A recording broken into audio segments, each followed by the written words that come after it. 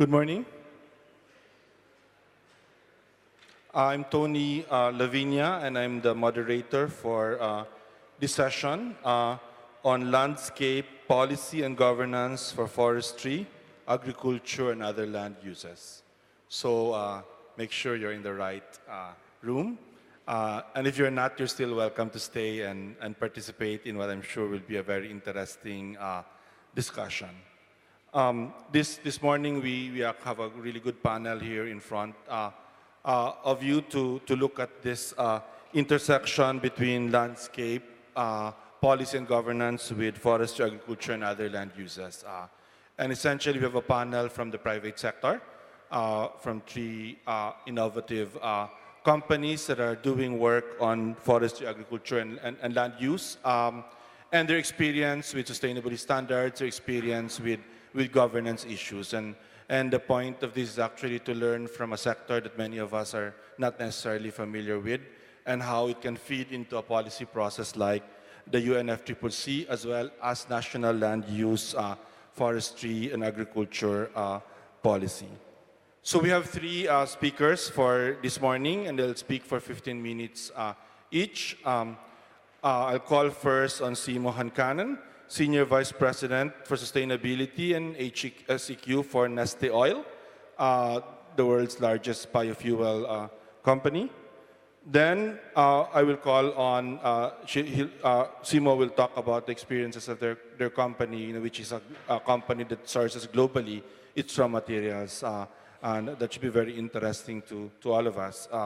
Then I will call on Jessica Fries, Executive Chairman of the Prince Accounting for Sustainability Project. Well, not exactly a private sector, but more of a mixed public-private fund that deals with conservation and sustainable use, sustainable land use, and Jessica will be able to share as well their experiences here. And then finally, I will call on Antti Savilaakso, Director of Responsible Investments and Governance of Nordea. And again, I think we would hear some very interesting things about the use of sustainability standards from Antti. So without further ado, let me call on Simo now to make his presentation.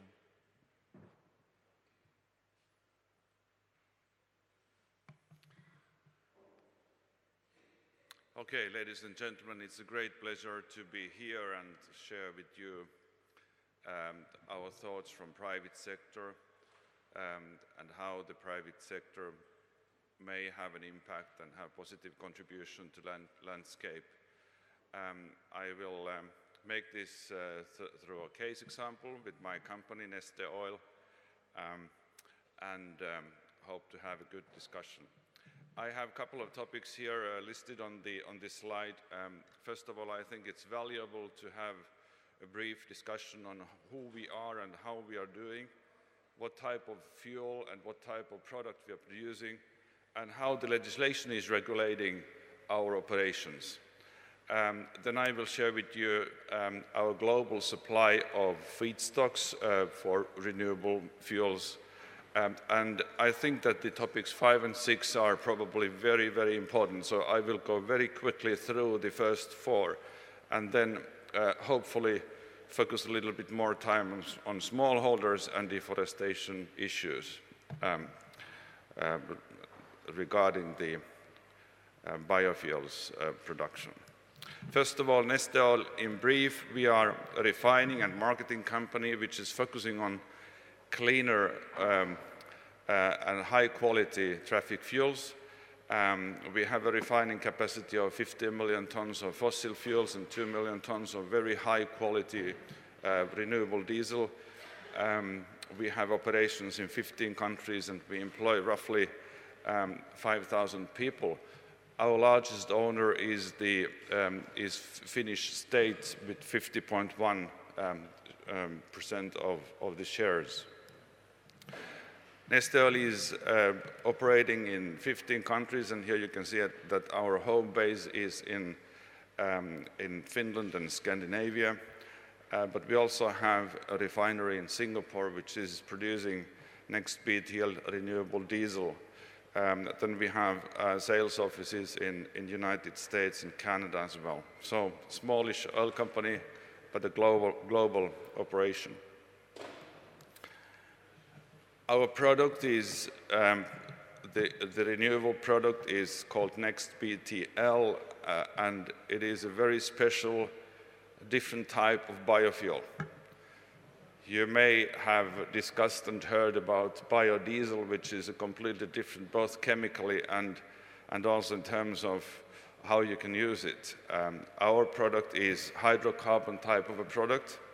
It's a drop-in fuel, which you can use in any diesel engine, and you can put it in any logistical system which is existing today and which is built up for the normal oil, fossil fuels. So no extra costs, basically, by introducing this fuel.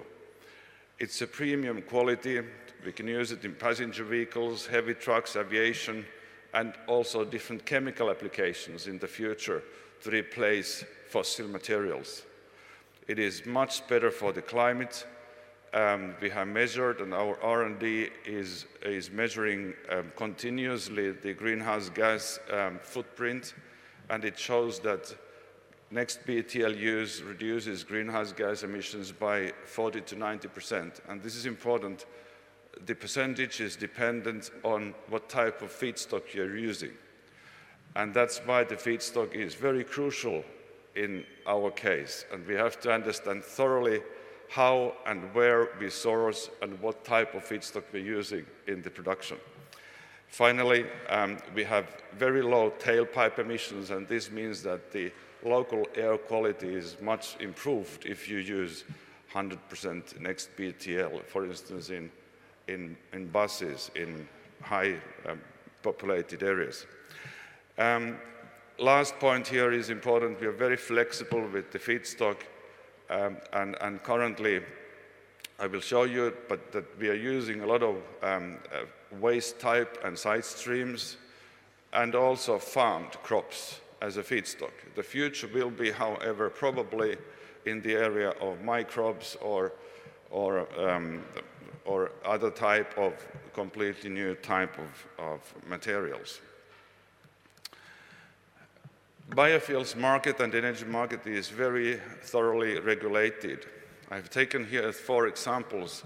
European Union has, as you may know, a very detailed regulation on sustainability issues. The law says exactly what type of feedstocks we can use and where we can source the feedstocks. For example, if the estates have been established after a certain year, it's no way. If the estates are in high conservation value zones or valuable areas, no way. Or another example is the grassland question. The Commission is still to release details regarding the grasslands, but we have decided not to buy from areas which have been grasslands from a certain year. I think it was 2008 in my mind. European Union believes on certification and direct audit. United States is a different system. They expect a submission of direct proof, and we have to submit roughly 1,000 A4 pages for every cargo which we are delivering to the United States, which would prove that the feedstock we're using is fulfilling the sustainability requirements the law expects in the States. And then Canada has a slightly different system. So it's a very complicated market with very high degree of regulations in all parts of the world where we are selling our product. The waste and residues in the feedstocks are increasing. We use roughly 2 million tons of different types of feedstocks, and it is expected that this year roughly half of this feedstock volume will be either waste or residuals. And you can see that at this point in time, these 5 feedstock types are the major part of the feedstock intake. It's palm oil, palm oil fatty acid distillate, which is a side stream from the palm oil refineries. Then we're using a lot of waste animal fat from the food industry, and even fish fat and technical corn oil. Animal fat, fish fat, and technical corn oil are not edible feedstocks, and PFAD is not either an edible feedstock, but it's a side stream. So the development and trend is towards to use more non-edible feedstocks in the future. The total capacity we have is roughly 2 million tons of NextBTL. That equals a fuel for 2 million passenger cars if they use only NextBTL. So that's the scale of the operation. Our feedstock sourcing system is fully global.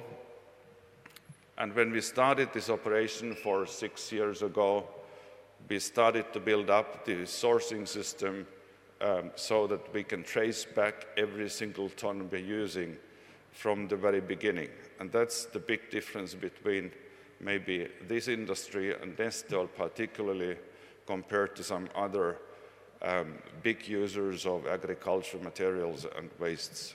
So we are sourcing animal fat waste from North America, South America, Far East, and Europe. And then also palm oil, of course, from Southeast Asia, rapeseed, technical corn oil, and so on. But the whole operation and sourcing system is global, and it's based on the strict requirement that every single ton has to be traced back to its origin. Currently, we have 10 different feedstocks types which are technically approved. And like I mentioned, there will be probably in the future new types of materials like microbe oils or even waste streams from the communities and so. But this is the current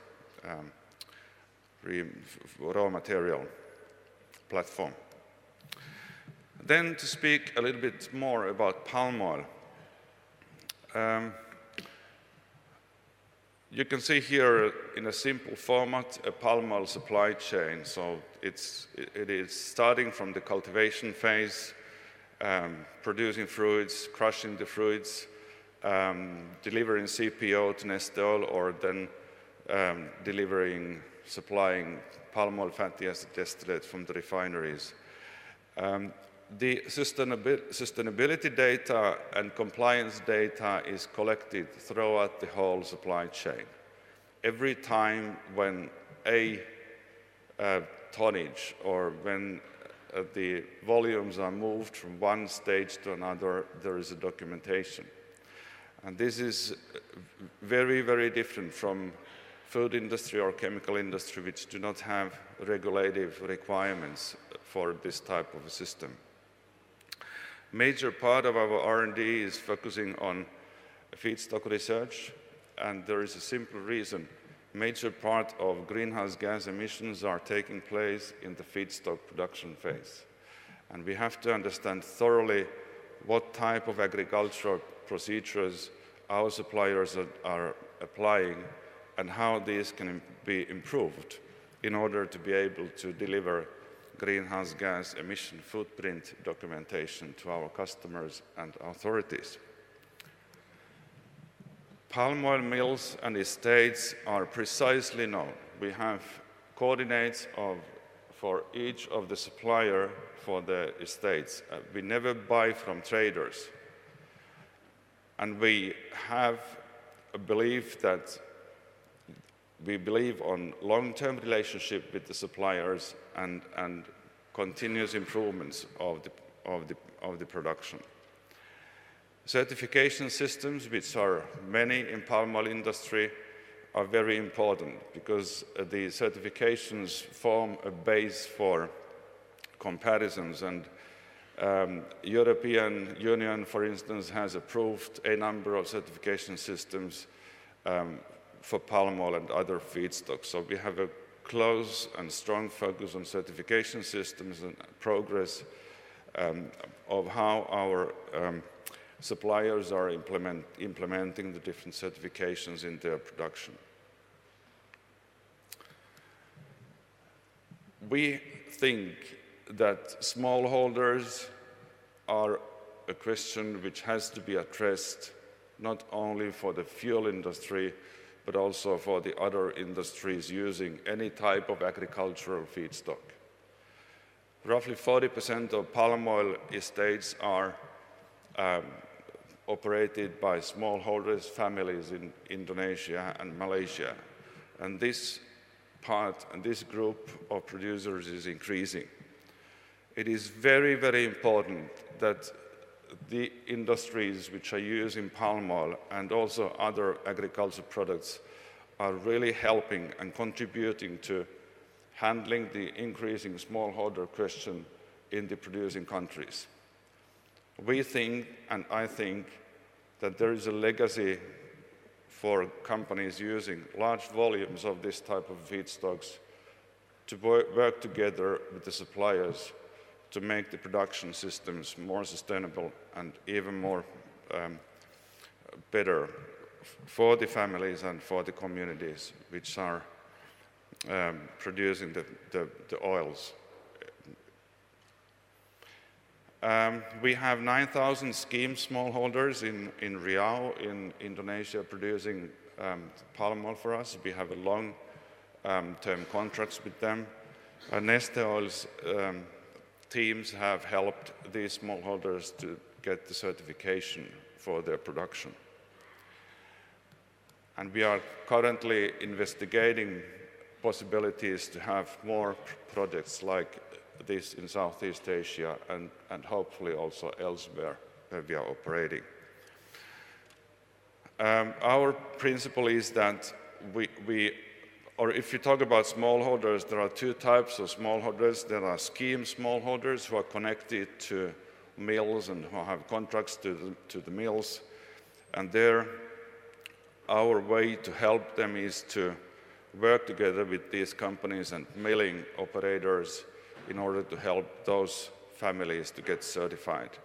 Independent smallholders who are producing and selling their oils to anybody are a little bit more complicated, and we are now investigating a possibility to launch a project particularly to help and understand better the challenges with independent smallholders in Indonesia and Southeast Asia. 2012, Neste Oil announced a deforestation guideline for our supplies.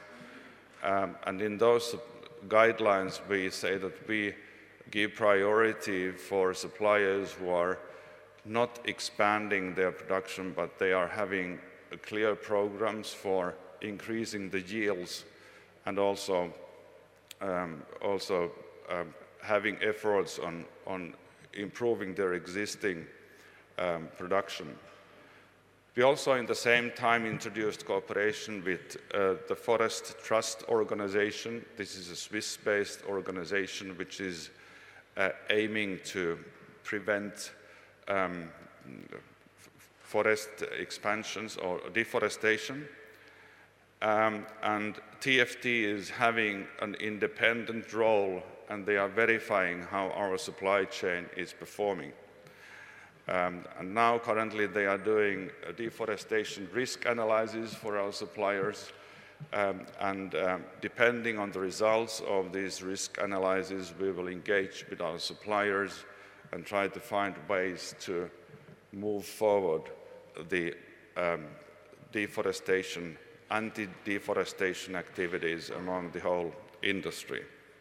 We hope that more companies should follow this path because we believe that the private sector has an increasingly important role in understanding and finding ways to counteract the uncontrolled expansion into the valuable forest areas. If you wish to read more and learn more on our sustainability and the company, you can visit our website, nesteoil.com. and there is a special section for sustainability. And in case you want to have a contact with me directly, so you can find my email address on the website as well. Ladies and gentlemen, thank you very much. Thank you, Simo. Well, if you can just hold off your questions, and we'll finish the panel first, and we'll have enough time for discussion. Let me now call on Jessica Fries to share with her the experiences of the Prince Accounting for Sustainability project. Thank you, Jessica.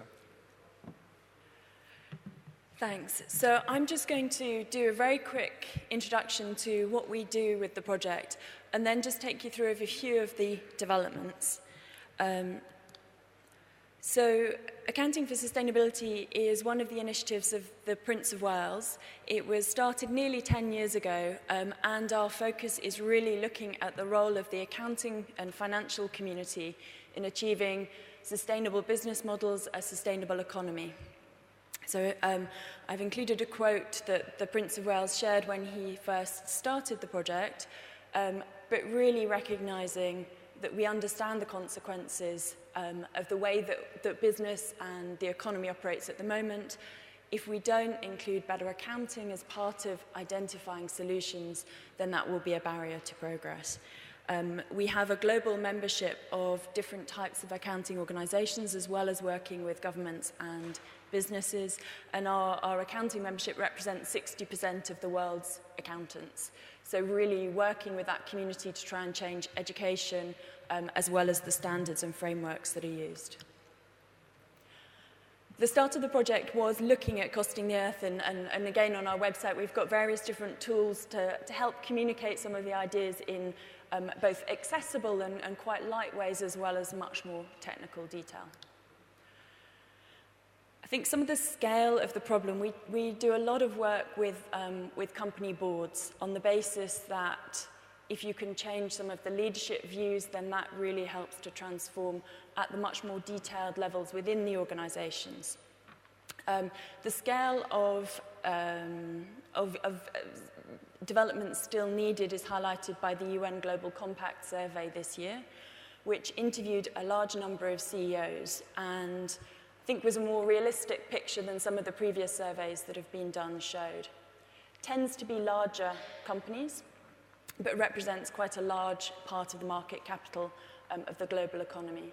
So 67% of those CEOs surveyed felt that the global economy was not on track to meet the demands of a growing population within environmental and resource constraints. But that means that 32% of those CEOs felt that we were on track. And for me, that's the more worrying of those two figures, that so many, and this is only 1,000 plus CEOs, so a very small fraction of companies globally, really have any appreciation of the scale of some of the challenges faced. A lot of our work is with the financial community, so particularly chief financial officers within companies. We did some research last year which was looking at different attitudes towards really integrating a better understanding of natural capital, social capital into financial accounting. And this is a quote from one of the CFOs interviewed. "If money goes out the door, I'm interested. If it's a notional cost to society, I'm not." Now, that's not a fair reflection of all of the CFO's views, and certainly horrified quite a few of the companies that we're working with, and has really galvanized more action amongst those. But I would hazard a guess that that is not an uncommon view within that whole community. There's quite a lot of work that has been happening at different levels, so at the global level, the national level, and organizational level, as well as different product work to really get better numbers, get better accounting to try and understand that link. So how do you link the understanding of the financial performance and accounts to the non-financial, whether that's around natural capital or livelihoods, communities, and the different links between those issues. I think one of the pieces of research that has certainly driven quite a lot of action recently is the work of the Carbon Tracker Initiative. And they've done work to add up the amount of carbon embedded within the on-balance sheet reserves of oil and gas energy companies and governments around the world. And added up the numbers and looked at what that means in terms of a global carbon budget. And as you can see from these numbers, if you just add up the numbers, and this isn't future reserves, this is everything that is already got a financial value attached to it within the capital markets and the accounting. We're hugely over that budget. And I know this is no surprise to those that work in this space, but just adding up those numbers has really driven quite a significant shift and enabled, particularly within some of the financial industry, to really understand and challenge their own thinking. And I think that this is the kind of area that I hope will be explored more in other areas, to really try and look at how some of the numbers at a micro scale can be added up to really highlight the scale of the problem globally and therefore be used to drive more action at every level. One of the projects that we initiated, which is seeking to achieve some of those links and really reform accounting globally, is work around integrated reporting. And this work is trying to introduce a new disclosure framework, really looking at starting with corporate reporting and the main reporting requirements that are given to stock exchanges and other types of stakeholders. And this work is also influencing work to understand national measures of progress and was referenced in the high-level panel of eminent persons looking at potential sustainable development goals. And I think it's quite an important way of really highlighting some of those links and spurring action. So this is quite a busy slide, so I won't go into too much detail given the time, but we've got lots more materials that go into the detail. But is being adopted by global national governments, by stock exchanges, and by others around the world. And a couple of things to highlight. Firstly, recognizing and increasing the recognition within the main corporate reporting that an organization is dependent on the environment, the context within which it operates. So historically, you tend to get financial information focused on the past and on the financial numbers, and really quite limited to the company itself, ignoring the value chain. What this is driving is greater increase of information around the footprint and linking the fact that the company doesn't operate in a vacuum. It's very much reliant on the natural environment, the communities that support its work, the consumer base, as well as the people that work for the organization and the human capital side of things. So it's looking at that dependence and also, importantly, trying to get better insight into the future performance and the future direction. Some of our work has been looking at areas like capital expenditure, and this is locking in the next 20, 25 years for some organizations in terms of where they're going to go, what they'll be able to do in the future. So that future perspective as well as the past. As an example of one of the companies that has been helping to develop this kind of thinking is Unilever. And as with many organizations, they have a set of sustainable living plan goals. One of the things that from both those organizations working with Unilever and the company itself that has really galvanized action is then linking that to the core business metrics. And one of the statements made was around doubling the size of the business whilst reducing the environmental footprint and increasing positive social impact. And that duality of the financial goals and drivers of the business with a recognition of what that really meant at that top level within the organization is a huge catalyst for action, where it's taken seriously and where that flows. Not easy, but it's that kind of linkage that I think will be quite important to get more companies to really understand the scale of challenge faced and drive the kind of action needed. Underpinning a lot of this work is a better way of really accounting for the different types of capital that an organisation uses. One of the projects that we've helped to set up is the T for Business Coalition, which has been flown from the work that the UN has done through the economics of ecosystem and biodiversity. And that coalition has brought together a lot of the global organizations, companies, and different types of stakeholder groups who are trying to get a better handle on natural capital and to produce a framework for valuation. It's trying to understand the impact and dependencies, looking at some of those externalities, provide insight for different types of users on the risks and the opportunities, and really recognizing that the economy is placed within the environment rather than outside of it. There's a huge amount of work happening in this scale, so one of the first areas that the project is looking at is really mapping the different frameworks in place, looking at where some of the gaps are, of which there are a huge number, and trying to pull together some of the links.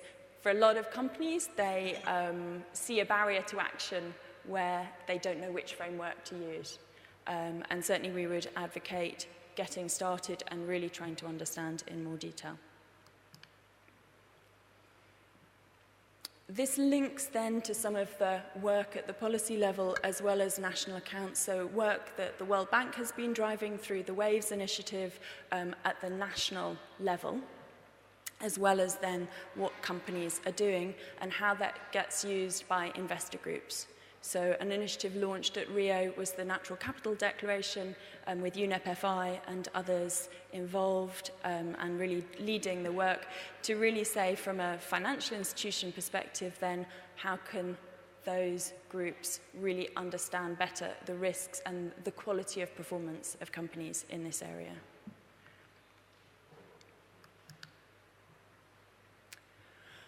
An example of a company that has been trying to pilot this work is Puma with their environmental profit and loss account.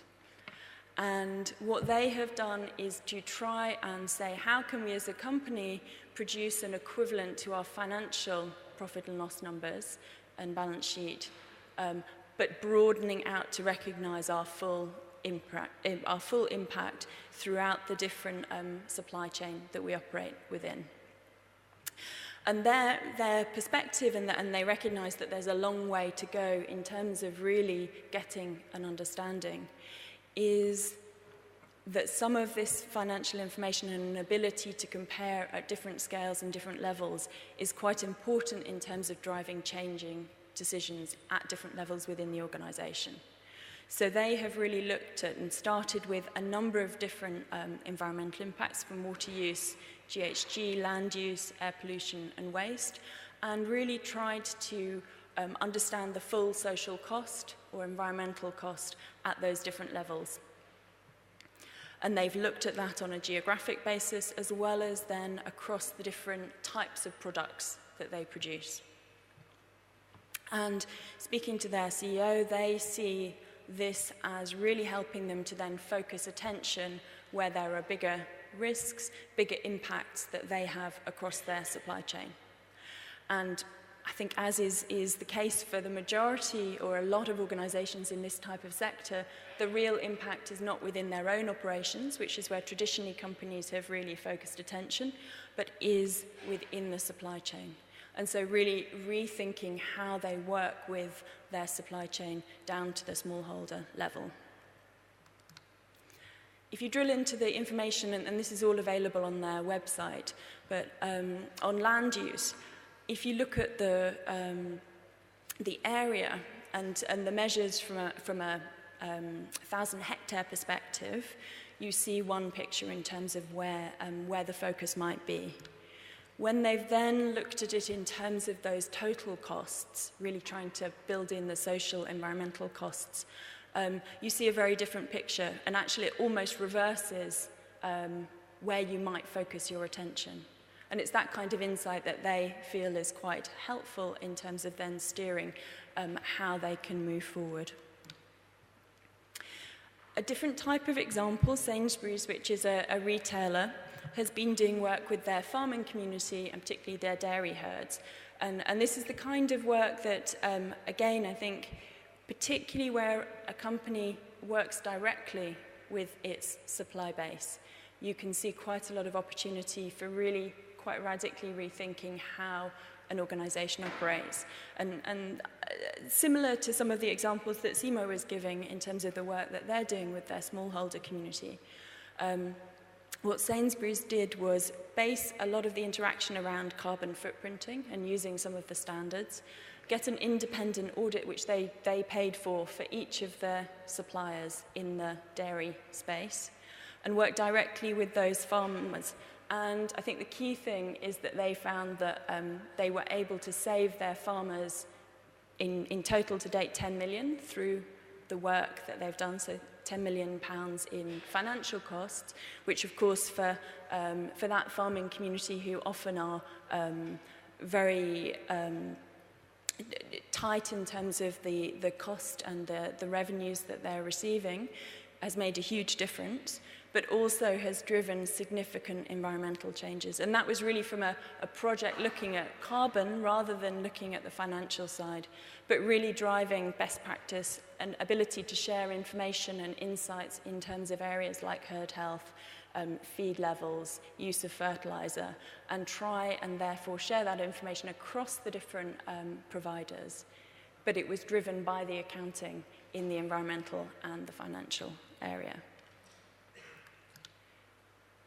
That's a quick scamper through some of the different areas that we're looking at, a couple of different case studies, but just in terms of a few key things maybe to take away. Firstly is the level of work that is happening in trying to change how accounting works at the different levels, global, national, organizational, but then how that can be used and the interaction very much with the individual households or supply community, and opportunities to really scale up some of this work. Thanks. Thank you, Jessica. Very, I think, interesting and instructive. Let me call now on Antti Savilaakso from Nordea to share with us the experience of this company.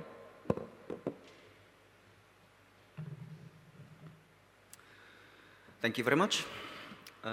Ladies and gentlemen, I usually use a title of Head of Environmental, Social and Governance Research at the Nordea Banking Group. And this is usually the moment where it kind of like raises eyebrows a bit. And this is usually I present in investment conferences, and this is the moment where the back seat of the dark suits usually raise their heads from their BlackBerries and wonder that, did I really hear that correctly? Environmental research and banks. And based on the discussions that I've been having during the past day, I'm kind of leaning towards thinking that that might be the bit of a sentiment in this audience as well. So within the next 15 minutes, I'll try to demonstrate exactly why does a bank have an environmental, social and governance research function, and how that research and information is used in directing investment flows. So Nordea is about the largest financial services group in the Nordic and Baltic Sea region. It's about the mid-size financial services group in Europe and globally. We have about 11 million customers, 10 million account holders, large amount of corporate clients and so on. And we manage within the asset management unit, or the wealth management unit that I work for, we manage about 230 billion euros of assets under management. And the key thing here is that I want to stress is that the 230 billion euros that we manage is not Nordea's money. About half of that money is for all those 10 million account holders that make their annual savings on a monthly basis for saving, for their retirement, for their children's education, for a sailing boat or some other dream that they want to engage with in the future. About 1/4 of that is an institutional money in the Nordic region, and this is pension fund, public pension funds, university endowments, private foundations, labor unions, and so on and so forth. So about 3/4 of that money is how I see it belongs really to the Nordic society as a whole, and almost inclusively every single person living in the Nordic countries has a say or an indirect influence on how we manage that money. And the remaining quarter is then for the international institutions who all across the world globally who value our investment practices to the extent that they have chosen us to be the stewards of their wealth and assets. We have a quite wide mandate to do responsible investments, and by responsible investments we mean integrating environmental, social, and governance issues into the traditional financial analysis, and by that way kind of modifying and tuning the investment decisions that we do. And now this is usually the point where people again raise our eyebrows, is that it's and basically claim that it's reasonably easy for any large corporation to make the claim that they take these issues very, very, very seriously. And to be perfectly honest, I find it sometimes a bit difficult to find metrics to demonstrate that how important the various different environmental, social, and governance issues are within the investment decision making. So I'll give you out a few statistics. United Nations backs an organization called Principles of Responsible Investment. It's a London-based organization that basically gathers signatures and a public commitment for financial institutions to integrate ESG issues into their decision-making. At the moment, they have about 1,200, a bit more than 1,200 large global institutional investors have made the public commitment to value ESG issues into their investment decision-making. And this, by some estimates, this is something maybe 20–30% of the investable assets globally. 20 to 30% of the investable assets globally have made a public commitment to take ESG issues into account when they decide on things. In Nordea Group, we have 9 persons working within the responsible investments only, and we have several million euro budget to buy and engage with the different kind of environmental, social, and governance research functions in order to sink in the information, all the understanding that we currently have on environmental issues to everything that we do and everything how we invest in. So where do we get that mandate then? And why do we do responsible investments? Well, there's three different reasons, and all equally powerful, all funnily independent. We have a client demand first and foremost. We have a number of our clients, our private investors, public investors that come asking from us that how do you address various different environmental issues in your investment decision making? We would like you to invest in this and this kind of ways. We would like you to report on your investments, on how do you address these issues and so on. And this is as a private enterprise, if the client asks to do something, then we have a not only moral but the legal obligation to do so. We also, the responsible investments is a part of our social license to operate, and this comes from the very Nordic nature or the Nordic societies and cultures and so on. Whereas the Nordic it doesn't, or depending on a bit on the metric, but Nordic countries as a whole tend to be perceived as well-governed, transparent, equal, little corrupt, and with the appreciation to nature and so on. So it is a very natural part of our license to operate is to then look at the various different environmental issues into how we invest, because we are expected to do so.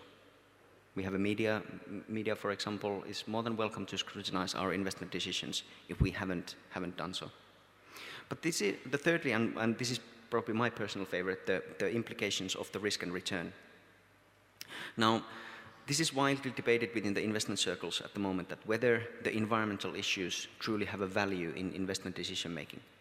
Can you, by addressing or researching environmental, social, and governance issues, make better investment decisions? I personally believe, and we as an organization fundamentally believe, that yes, that is exactly the case. Like, and I think it makes quite good sense intuitively as well. As long as the environmental issues, when they are material for companies, like Nestor Oil, Sainsburys, Unilever, when they are material for those companies, it is material for investors, and it's simply a good investment decision making to take those issues into account. So there's a number of different processes that we run within our investment portfolios and so on. I'll just highlight a few. First of all, we operate under the mission statement. We deliver returns with responsibility. So this kind of highlights that we integrate the environmental issues to all of our investment decision making. So I'm not talking about any specific fund or a specific investment mandate and so on. So the environmental research that we do goes across those 230 billion euros that we invest. Secondly, we expect companies to follow international norms. So we strongly believe that the companies that we invest in should follow the best case practices that there exist when it comes to environmental and social management and so on. And maybe at this point I would like to highlight that the investment community, us, not only us as a bank, but the investment community as large, requires a very strong signal from the rest of the world, and for example the climate negotiations, the strong signal that kind of like we are continuously working towards an agreement, a binding global agreement on carbon in order for us to take that then more seriously into in our work. But thirdly, we believe in engagement and dialogue, and this means that we meet hundreds of companies annually.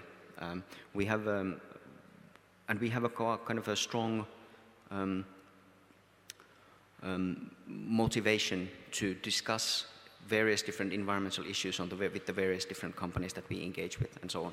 And we kind of strongly believe that we can, by our role and our obligation as an owner to influence companies' behavior when it comes to environmental issues, is of key importance and so on. But we also, to back it up, we do not only invest, but divest based on the environmental issues. And we do divest from companies that do not fulfill that obligation towards environmental issues. Our environmental, social and governance research is based on the stakeholder model. So the thinking behind goes that we believe that the companies, or sustainable and responsible companies, they need to, or they cannot exploit any one stakeholder to benefit any other stakeholder. So we believe that the sustainable and responsible companies work in harmony in the society among all the different stakeholder processes that they have. Now this complicates our work a bit, because it's notoriously difficult for us to figure out whether a certain company is doing good environmental work. Like we could ask from the company that whether you think that you meet your environmental liabilities, and they would almost unanimously say that yes, we do. If you ask exactly the same company, exactly the same operations from let's say an environmental NGO, they might have a very different opinion. You ask from a government official, it's a different opinion. You ask, let's say, a local government official, it's a different opinion, and so on. So we work on this myriad of different opinions of whether a certain company is doing a good job or a bad job. And the only thing that we can do is that we need to talk to every single stakeholder that has a qualified opinion, and we need to take some kind of aggregate in order to understand that what truly is an environmental liability of a particular company, not only this day, but going on towards the future. And in that capacity, we believe that we need to maintain this capacity in-house. And this is precisely the reason why we do environmental research in-house, is that we need to be able to aggregate all the valid opinion when it comes to certain environmental issues into our investment decision making. And we believe that no matter that the scientific community can provide one opinion, company can provide one opinion, and so on, and nobody, including ourselves, is not truly objective when setting that opinion. We try to be as transparent as possible. when it comes to our ESG issues. We have recently launched a website called esg.nordea.com. I invite every one of you to visit that website to see a selection of case studies that we have available. There's a number of videos, for example, how we address a certain company-specific cases and certain environmental themes and so on. But to conclude, I would like to go through one of the cases that we encountered with during the past year or two. Stora Enso is one of the largest forestry companies in Finland. Actually, it's one of the largest forestry companies in the world. Nordea is a large owner, just like we are a large owner in most of the listed companies in the Nordics. We are quite a large owner of the Stora Enso as well. Stora Enso, just like any other forestry company, has been expanding their capacity or shutting down capacity in their more traditional home in the Nordic countries and building up production capacity in the global south, in Latin America, in Southeast Asia and so on. Stora Enso has been expanding in China for about past 10 years now. They've had boots on ground for the past 10 years, and they've, with the goal of in the end investing something like in the order of 1.2 billion euros, including 100,000 hectares of eucalyptus plantation to feed an integrated pulp and paper factory in Guangxi province in south of China. Now, this is hugely important issue for not only us as a financier of this endeavor, but also in the Nordic society as a whole. I think it's the largest foreign direct investment that any Finnish company or Finnish-based company has ever been encountered with. During these 10 years, Stora Enso has done a few strategic choices. First of all, they wanted to get the full control out of the eucalyptus supply that they control of. And this is what they say, and this is a bit of a question, or let's put it this way, it's debatable. They say that they need to ensure the quality control and the safe supply of raw material in order to feed such a big factory. But I presume as an investor that also a large part of this motivation is to control the pricing of the feedstock supply. Like about 30-40% of their cost structure comes from the feedstock supply, so it makes sense to control it very, very meticulously in order to make that financial return that you then in turn promise to your investors. Second, they engage with a large number of local partners in order to land the leasing agreements during the past 10 years. So in order to control 100,000 hectares of eucalyptus plantations, they, via various different middlemen, they ended up doing 1,500, close to 1,500 different contracts with different village groups, with different village communities, and so on and so forth.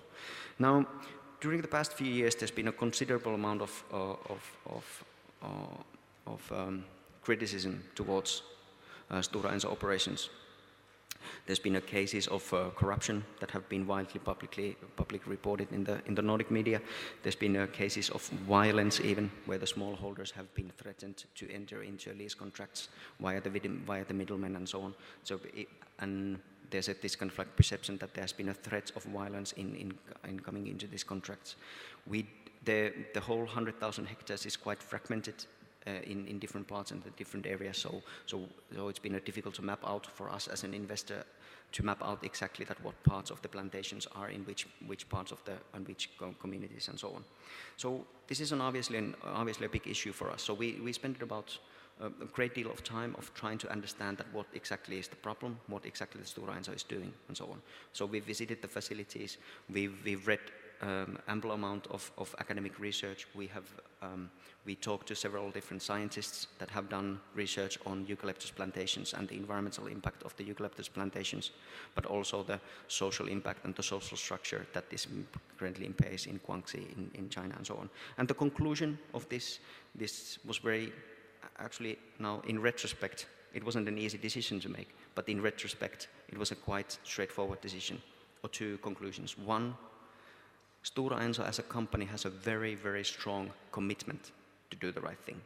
They honestly, we think that they, from the chairman and the CEO and all the way to the top management, all the way to the local employees, they really want to do the right thing. But secondly, they do not have the organizational capacity to manage that environmental and social liability that they have in place. And by organizational capacity, I not only mean the budget and the people that should be addressing on these things, but more of very much of an understanding that how do you manage a social, not cost, but social and environmental liabilities that goes across hundreds of thousands of hectares and impacts millions of different people. So we did two things. First of all, we divested quite substantial amount from Stora Enso shares, basically arguing not from a moral point of view, but basically arguing that there's a substantial financial risk for a company to be so active in the area with not good enough management systems. So we thought that there's a financial risk in that particular company, and it's a good financial management for us to divest.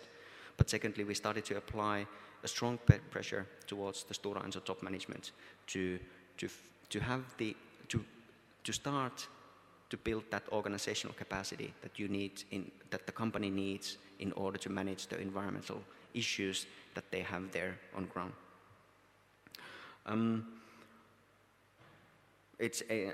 And it is still ongoing. We have quite specific requirements in place, and we have actually collaborated with a number of Nordic and international investors to exactly to state that what are the demands. This includes, for example, very basic baseline studies when it comes to impact on biodiversity, for example, that their eucalyptus plantations have. Now, to conclude, maybe there's a few messages that I want to elaborate on. One is that the investment community does take environmental issues very, very seriously. We move slowly, and we move quite slowly, and it might take time for us to understand that what really is the environmental impact that we indirectly have when we finance a certain endeavors. But when we move quite decisively and so on. This was a funny moment happened when I was after divesting a few million euros worth of Stora Enso shares. I contacted the scientists that I talked to when trying to understand the environmental impact, and you could already, even through a kind of a bad quality Skype connection, when you say the sentence that "thank you very much for your inputs," based on that we divested of several million euros of shares, you can see the color changing from normal color to pretty much white, and asking like, really? Well, yes, really. That's what we do. That's what we have the mandate to do, and that's exactly what we can do with the scientific community. If you help us understand that what's the environmental impact, then we can act on that. There's so many things that we can do on that. We need to learn to speak each other's language, for example. Financial community is not very good on scientific method, for example. There's many things that we can learn from peer review, and there's many things that we can learn on evidence-based decision making and so on. But I would also suggest that there's a few things that the scientific community could learn from a financial community, and this is that the financiers talk in Excel files and bullet points. And you have a scientific community in general has about 30 seconds to make their case. And it has to be unanimous, and it has to be very, very straightforward. Like Ronald Reagan once famously quipped that I would need to have more one-handed economists, because every single time that I ask an opinion from an economist, he says his opinion and then goes on the other hand, on the other hand, on the other hand, on the other hand. And I would like to say that the financial community, responsible investment community, would need a bit more one-handed scientists. Thank you. Thank you, Antti. I think we have a question first. We'll start with a question from the live stream, because we have live streaming here, and I think I would want to get our global audience to ask a question first. Then I have a couple of questions for our panel. Then we open it up.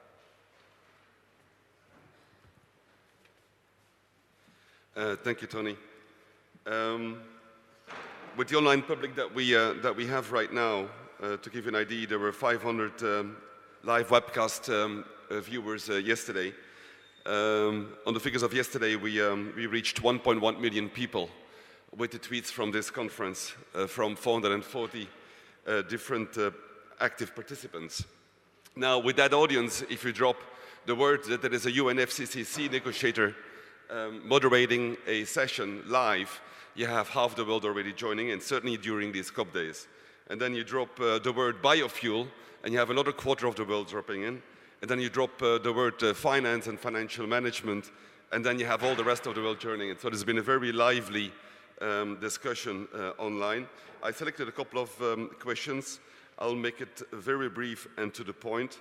There was one on the last presentation, if ESG is going to kind of ESG certification, sustainable certification, just like we have a certification for the origin of beef, for instance, in Brazil. So are we going for an ESG certification and a standard way of verifying this? Because taking it into account is one thing, but verifying is another thing. And then we have another one for the presenter on sustainable biofuels. What would be, according to you, in the future, the sustainable sources for biofuel? If you talk 5 years from now, 10 years from now, is it palm oil? Where would you get the palm oil from? Or what, according to you, would be these sources? Thank you, Tony. Thank you. Would anyone want to take a shot at that? There's a mic there, Simo. Thank you. I think it's a very good and valid question for the whole biofuels industry. If the time frame is 5 years, I believe that the existing feedstocks are still there, but we have clear indications that the waste type of streams will be bigger. And I can take an example, which I even had in my presentation, as animal fat type of streams, or hopefully and probably also municipal waste type of streams. We have experience of microbe oil research in Finland. We have one of the biggest microbe reactors, which is producing small-scale oil. And now the question is that how fast this type of technologies can be scaled up. And the same applies for also for algae type of technologies, where there is a very extensive research ongoing at the moment. But within the time frame of 5 years, I believe that the existing feedstocks are still there. However, I think that the sustainability requirements and the detail of how the existing feedstocks are sourced and produced will be even more transparent within this time frame. That's my personal view on the feedstock situation. If we talk about 15, 20, 25 years time, then probably we have completely new type of feedstocks to use. Thank you. Jessica, would you like to say something on this? So picking up on the first point, I think that having a more verification or audit on the extent to which organisations comply at the different levels is vital. Maybe passing it on to Antti also, certainly some of the research that some of those verifiers have done recently challenges whether the investment community are really pushing for that. I think on the one level say that they want it, on another not that interested if they look at the cost to companies to actually putting proper rigorous verification in place. But I have seen from my own work in that area that it drives a different level of focus, that it helps companies often to actually really understand the issues and think them through and provides an independent perspective. But I think verification also, it's important to supplement it through various different other stakeholder pressure and scrutiny from all sorts of different organisations. And I think, Simo, I'm sure from your own experience, that can be a huge catalyst to action. And I think for the majority of companies that have really taken radical action has often been through that broader scrutiny, and particularly when it hits the headlines. Yes, thank you. Antti? Regarding verifying and labeling, let's say, environmental, social, governance research and the sustainable, responsible investment service products, I think, well, there's two things. I have a very, very bad news and very good news. Bad news is that it's very subjective at the moment. How do you define what's sustainable and what's responsible? It is notoriously difficult for us as an industry and to kind of accommodate the wildly differing points of view and opinions, even in a let's say one particular group of clients, and what do they think that we should do in order to address ESG issues and so on. So there is no credible body at the moment globally that could credibly certify environmental social governance community or responsible investment actors and the different wealth managers, for example, providing these services and so on. So that's the bad news. The good news is that you wouldn't believe how responsive banks are to your requests. Like when you want to invest your money, and when you want your pension fund, for example, to invest sustainably and responsibly, all it requires is one simple question, one simple phone call, and one simple email to figure out that what exactly these companies are doing. Do not trust that the signatureship, for example, the principles of responsible investment is not enough. Like I said, most of the largest banks and most of the largest asset managers have made the public commitment. Go onto the company website, go onto the different information sources, go read the small print to make sure that their definition of responsible investment is equal to yours. You have the power to do so, and I would encourage every single one of you to do exactly that. Good, thank you. I have one question, then I'll open the floor. And my question really is about from the point of view of, or from the, starting from the perspective of governments, how in all of these approaches and all of these, or these new approaches that you're developing, what's the reaction of governments? And are they cooperating? Is this welcome, or is there resistance as well? And I ask this in the context also of the negotiations that are going on, and how the climate change regime can actually help give incentives for what you're doing.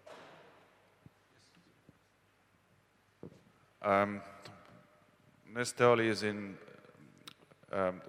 believes that there has to be a dialogue and multi-stakeholder dialogue, particularly if we want to resolve these very complex and complicated problems and challenges.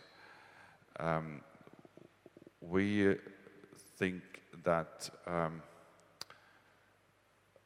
it is so important that private sector takes an active role in this process.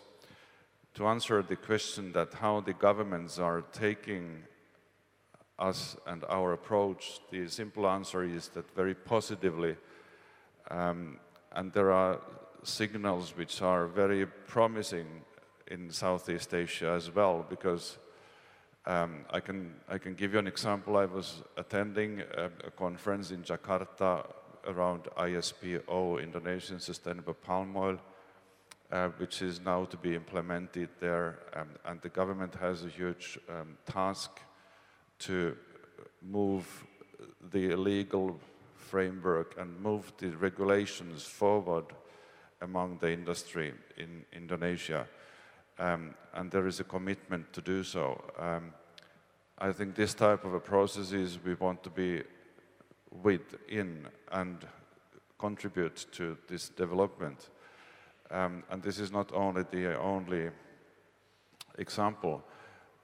The general concern on environment and the way how we are making business, either that being agriculture or something else, is very clear. And the requirement for transparency is much higher than before. Thank you. Would you like to say anything?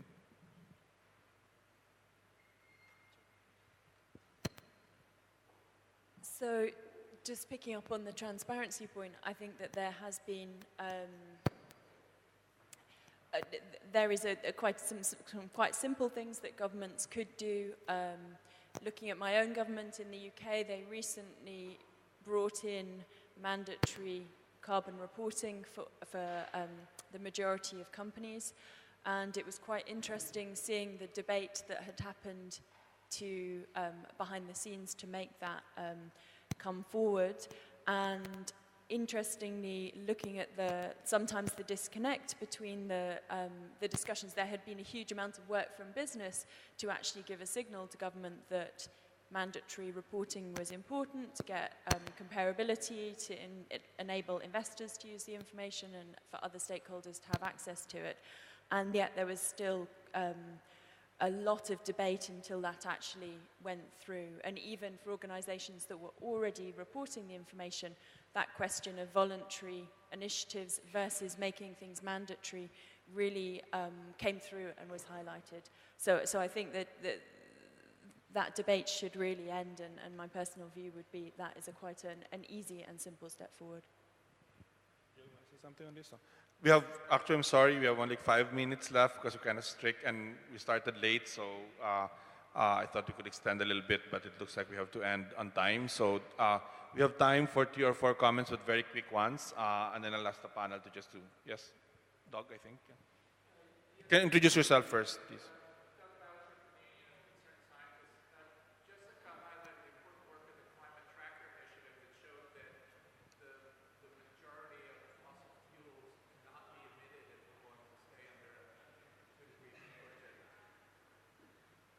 Good.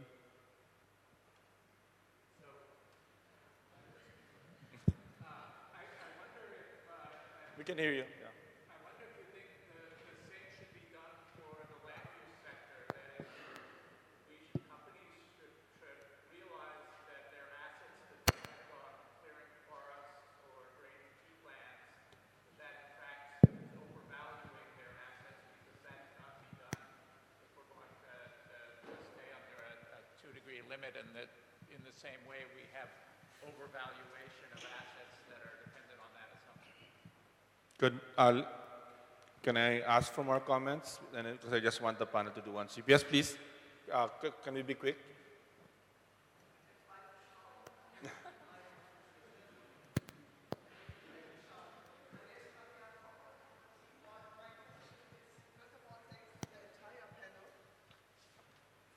Interesting presentations. My question is for the last speaker, and I'm just wondering about you mentioned, and I'm not sure if I understood that correctly, your team is 9 people, and I wonder if these 9 people are responsible for the entire responsible investment you are doing, and is that also reflected in the portfolio? So what is the percentage? And if it is not the entire portfolio the entire company or bank is handling, what is the trend? So what are you targeting to make more responsible? Okay, thank you. One more. Yes, please. Over there.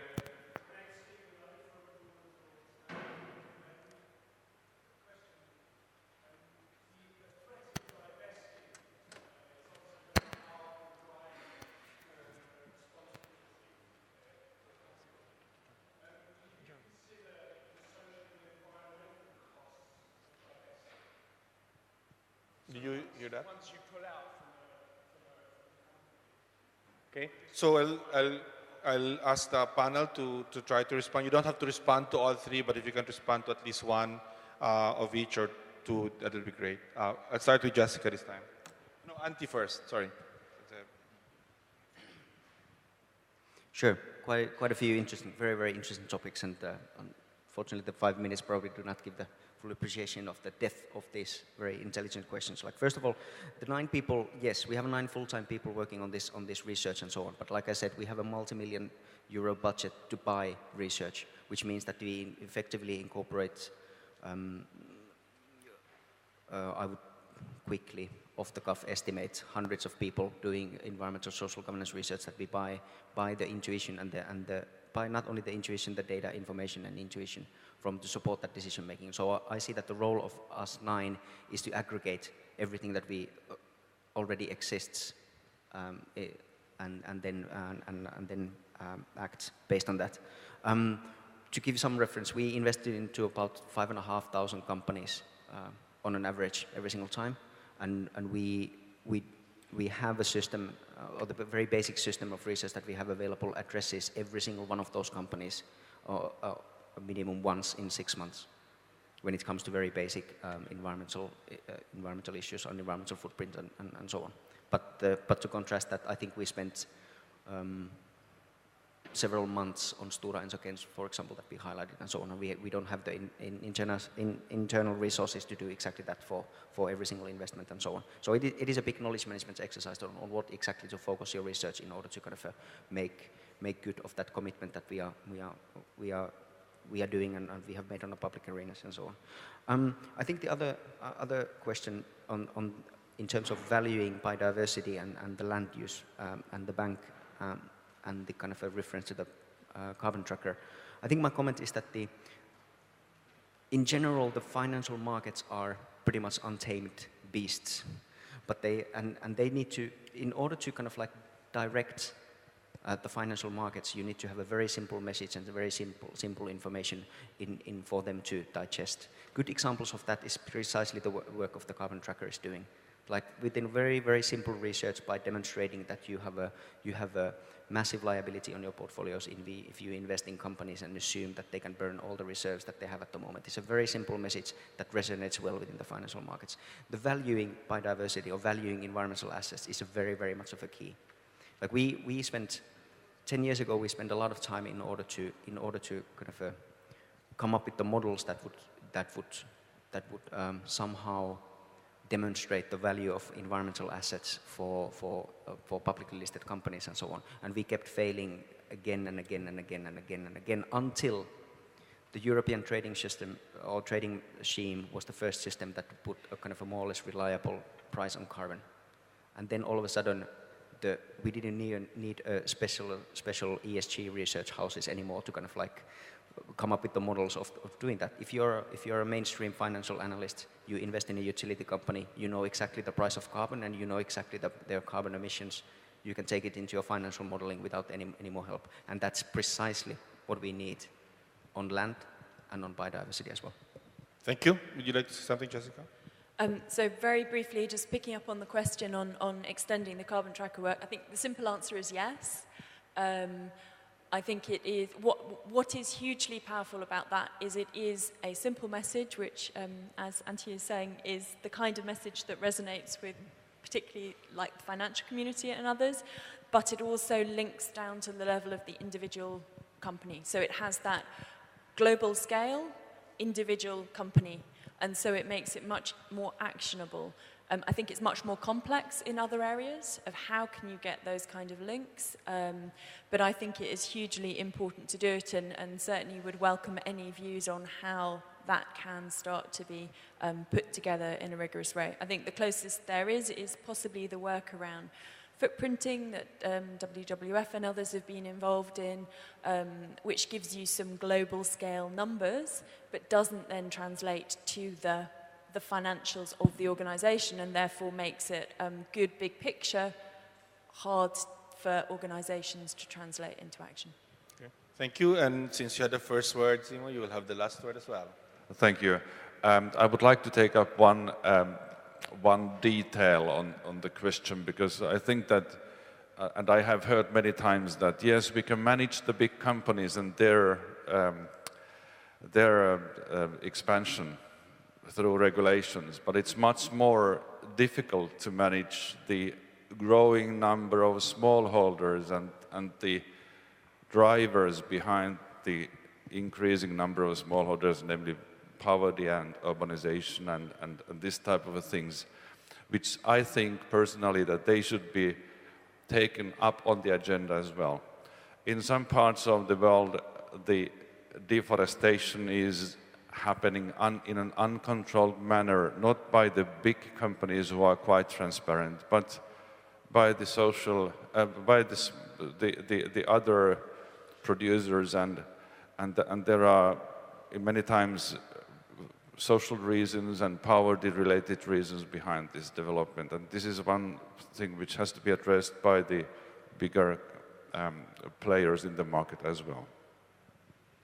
So thank you. I think there was a great session and lessons learned from from here, I hope can actually then be incorporated into the decisions we are making both in our countries as well as in this international process. Thank you.